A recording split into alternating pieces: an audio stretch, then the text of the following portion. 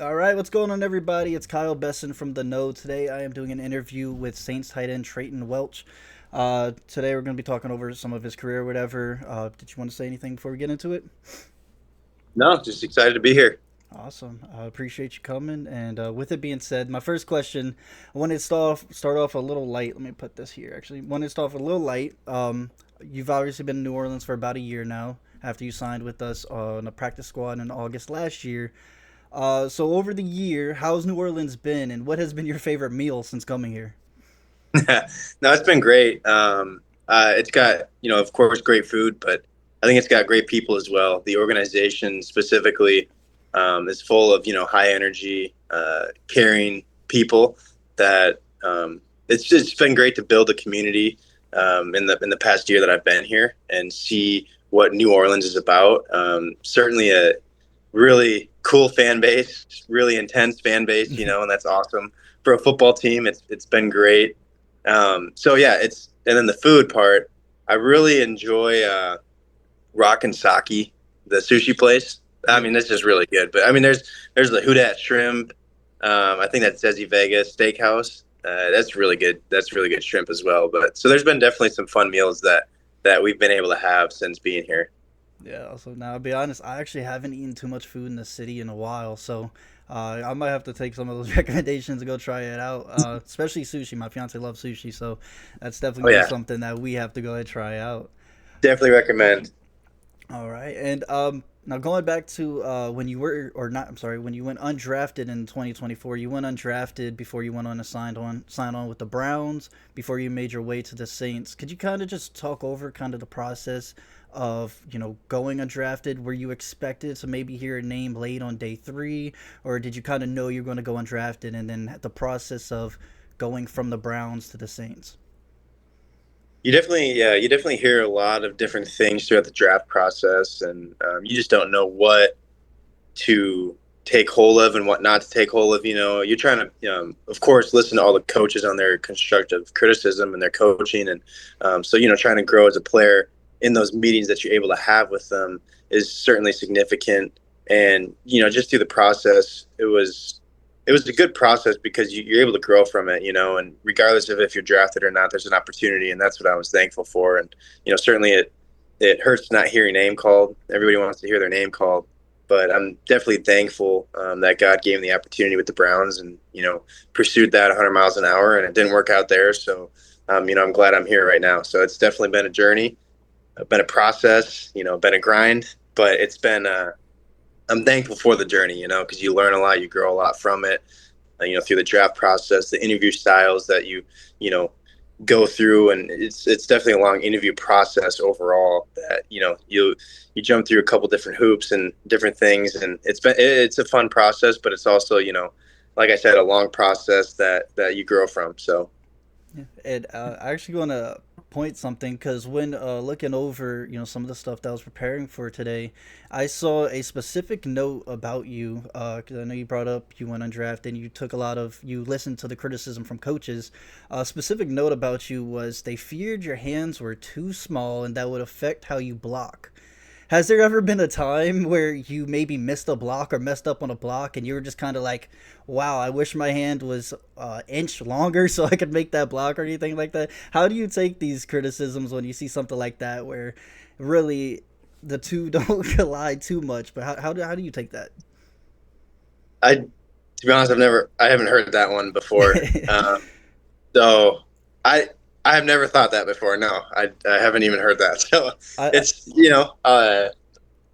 I think there's certainly like technique things that you can pick up on, and aiming point and landmarks and footwork and all those things that you really pick up from coaches, and go from there. But yeah. Yeah, I actually saw that one a couple times, and I thought, I mean, there's a lot of things that smaller hands. Has small hands ever been even a thing told to you before? No, Wow. no. I'll be honest with you. It's on the NFL's website. I don't know if you ever wanted to check that out. That Oh, was that yeah. was one of the biggest knocks on you there, and I don't know. It didn't seem like it made a lot of sense to me when I read it. But going on to parts of your game and things like that, in training camp right now, there's a lot of competing. You kind of have to earn yourself there. What's one part of your game that you think will make you stand out or can like solidify you there? As a blocker, as a receiver, What's just one part that you think can really get you there? I think like just my willingness. Whatever I want to be able to be trusted in whatever play that the coach puts me in on, and for me that's willingness to block, willingness to run every route they ask me to, willingness to catch the ball in any situation, contested. So I want to say my willingness to do what I'm asked to do 100 miles an hour, and grow from that and learn from that. And there's certainly room for improvement in every area of my game. I was a receiver in high school, so I certainly love to run routes and catch the ball and want to be strong in that area, as well as the run game. Going to Wyoming, it was a little bit more run heavy offense, and so I was able to grow in that area significantly because that's just kind of what it was. At times was a lot of run game, and I was thankful to be able to learn and grow from the blocking schemes that we had at Wyoming. And so I think, to put a word to it, my willingness, I want to be driven and willing to do anything the coach asks me to do. Yes, sir. And that's something that always sticks out on film or whatever is who's willing to put their body first and really put the effort in there. And speaking of modeling your game and stuff, is there any NFL tight end, old, new, that you watch that you sometimes model your game after, or you really aspire to be? I know Jimmy Graham just retired in New Orleans, and that's a big one. Is there anybody that you specifically growing up or now model your game after? I think there's certainly a lot of opportunity to learn from veterans, even since being in the league. The different veterans that I've been able to be with are extremely helpful. And I don't know how common that is across the league, but the veterans that I've been with, Juwan Johnson and Foster, they've been really helpful to me in learning from them and growing and being a football player with them, and on and off the field and everything in between. They've certainly helped out a ton just with the way that they treat the tight end room, their leadership within the room. It's definitely been a blessing. So I would say just learning from the veterans that have done it for years and years would be my answer to that, because certainly grew up watching a lot of football and definitely appreciated what some of the great names did, and watching them, and kind of even the way that the tight end has progressed into being such a hybrid role and position, I think is very special. And there's been some guys that have paved the way for that. So And again, just a little bit of a pivot because you just talk about a hybrid position now in the tight end room. Taysom Hill, I think he's about as hybrid as you could get. Has there been any conversations with Taysom Hill and like any ways that maybe you can incorporate what he does into a way that you could do that as well? definitely, I mean, Taysom is a phenomenal man, and the way that he attacks his role is you can certainly look up to that, because like I said, with the willingness piece, I mean, he's played just about every position you can think of, and he's done it willingly, and he's done it very well, because he attacks the position, the role that he's asked to do, and he goes after it, and he's able to perform well, as we've seen on the field, any role that the coach asks him to be put into. So I think he's definitely a guy that I look up to, as far as how willing he is to put the team first and do whatever he's asked to do, and pursue and fix his craft, and hone his craft on the things that he's asked to do. So I think he's definitely somebody that I look up to as well. Awesome. And going back to kind of your career path, so like I said, you were a wide receiver in high school, and then you went on to play Wyoming, and which was a run-heavy defense, and you made your way to the NFL. Is there any big differences when it comes to the process or how you practice or how you train from the NFL than you did in college or even high school? I think you always want to have the mindset of incremental change over a long period of time, meaning that you can't just focus on the future goals set before you. You got to focus on every single day that you have at hand, and that's been true for every stage as you get to. But certainly, it becomes more and more. There's more and more competition each level that you get to, and so it's certainly important to continue to, like I said, learn from the veterans that have done it for years. Whether that's being a freshman looking up to a senior in college, or even in high school, being a freshman looking up to a senior, the way they've done it. And then college, looking up to a senior the way they've done it. And then, now looking up to veterans that have done it for years and being able to learn from them and continue to grow daily instead of, it's certainly important to set goals and to, have stuff in the future vision, but it's key that you focus each day on what it takes to get there. Yes, sir. I love how a lot of your answers too have been really just how you want to be a sponge and listen to these guys who have done it before. And you said you've done it at every level. And Saints honestly have a pretty talented and well vetted tight end room. So a lot of these guys to pick up even just a little bit of that they leave here and there, it's a big help. And because being with the Saints, especially in New Orleans, like you said earlier, it's a big fan base. It's sometimes a brutal fan base as well. Um, and a lot of these guys have lived through it, and they have, I'm sure they have some great tips to give you. Mm-hmm. Absolutely. And speaking of the New Orleans, the locker room in recent years, there's been talk about how it's been, how rough it's been. Jawan Johnson today, in his press release, actually said that the vibes in the locker room right now are basically immaculate. Is the word I'm going to use. It's high vibes, an all-time high in for recent years. And is there anything that you can add to this? How is the locker room right now? And like, is there anything that you'd like to add to Jawan's comments?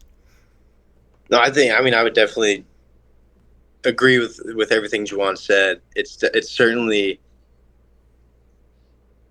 when you walk into the building, you know that you're walking into a high energy, well executed building, if that makes any sense. Like you're walking into a building that has a plan, has a focus, has a vision, and is doing what it takes to get there.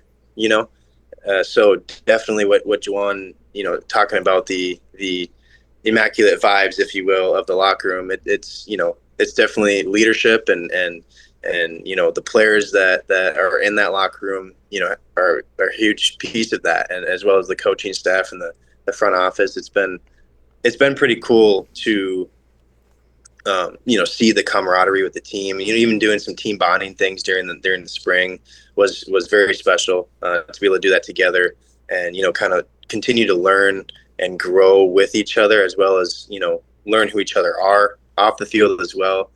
So it's been a blessing. And what kind of role has Kellen Moore played into all of this?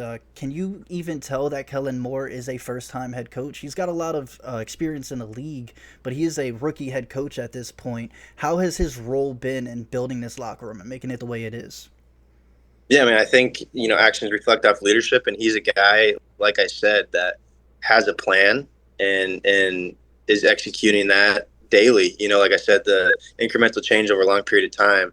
He's focusing daily on what it takes, and we know that he's been to the Super Bowl, and he won the Super Bowl with the Eagles, and so he knows what it takes, and it's been awesome to learn from him, and to your question of can you tell? I mean, you can't tell. He's been awesome, and the way, like I said, that he attacks the goals that he has for us, and makes the standards very clear to the team. It's very encouraging, and it's certainly look up to it for sure. All right, and for my final question, it's something that I had to ask because you're out there catching passes from these guys every day. There's an ongoing QB battle. I don't need you to tell me who's your pick or what's that, but what's just one thing that you can note on these guys going out there competing every day? You can tell each one of them's hungry, trying to get there, and you're out there. You're the receiver for some of these. Can you just give us a little tidbits on this QB battle and how those guys are pushing each other? It's been fun to get to know each and every one of them and to um, grow together. I mean, we're all, you could say, pretty young, and it's been awesome to be able to kind of learn together and continue to develop together and go through it together. So, because I think that the ultimate goal is to make the team better and to progress towards the end goal of playing on the last game in February, the Super Bowl. So I think that's what everybody's locked in on, and competing to get there is what it takes. So it's been great to get to know them and see the way they attack every day on the field, just like everybody on the team. It's been a huge blessing. I know the quarterback gets podium or whatever it is, whatever you could say, the um, zoomed vision. But it's been great to be able to, go through it with them together and, continue to grow a relationship with them too. So, All right, but that's it. I appreciate you. Like I said, I appreciate you coming in, taking the time with us to talk over Saints football and your career. I'm waiting to see you ball out. Hopefully, you get a lot of play time in the preseason, everything like that. I'm really hoping to see you play, and I appreciate you stopping by and tuning in with it. hey, I appreciate it. Thanks for having me. No problem.